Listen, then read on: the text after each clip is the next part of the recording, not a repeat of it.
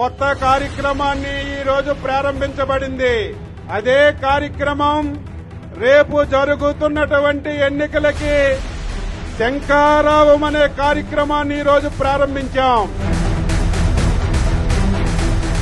మీ అందరికీ శిరస్సు వంచి నమస్కరిస్తూ నా జీవితం మీకే అంకితం.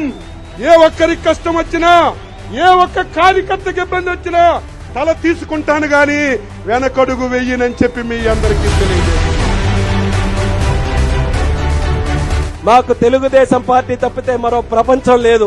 మాకు పడుకున్నా, నిల్చున్నా, పని చేసినా, పరిగెట్టినా ఎప్పుడూ కూడా మాది పసుపు జెండా తెలుగుదేశం పార్టీనే.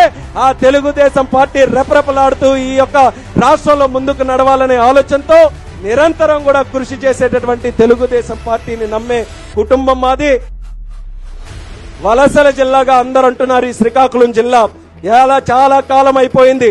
అది మంచిగా అంటున్నారు, చెడుకు అంటున్నారు, కానీ ఆ పేరు మాత్రం మరి ఇంకా మనం పడలేము. ఈసారి తెలుగుదేశం పార్టీ వచ్చిన తర్వాత అప్పుడు చంద్రబాబు నాయుడు గారు ఏ రకంగా విజన్ 2020తో హైదరాబాద్ కి శ్రీకారం చుట్టి బ్రహ్మాండంగా డెవలప్ చేశారో, శ్రీకాకుళాన్ని తలరాత మార్చే శక్తి కూడా అదే చంద్రబాబు నాయుడు గారికి ఉంది. కాబట్టి మళ్లీ ఒక ప్రత్యేకమైనటువంటి విజన్ తో శ్రీకాకుళం జిల్లా అంటే ఇక్కడి నుంచి వలసలు వెళ్లే జిల్లా కాదు, ఇతర ప్రాంతాల నుంచి వలసలు వచ్చి పని చేసుకునే జిల్లా ఈ శ్రీకాకుళం జిల్లాగా తయారు చేయాల్సిన బాధ్యత మన అందరి మీద ఉంది. వలసలు లేని ఉత్తరాంధ్రగా మా ఎజెండా పెట్టుకుని ముందలకెళ్తామని సభాముఖంగా తెలుపుతున్నాం. ఉత్తరాంధ్రకు సెజ్ ఏర్పాటు చేస్తాం, పెద్ద ఎత్తున పరిశ్రమలు తీసుకొస్తాం.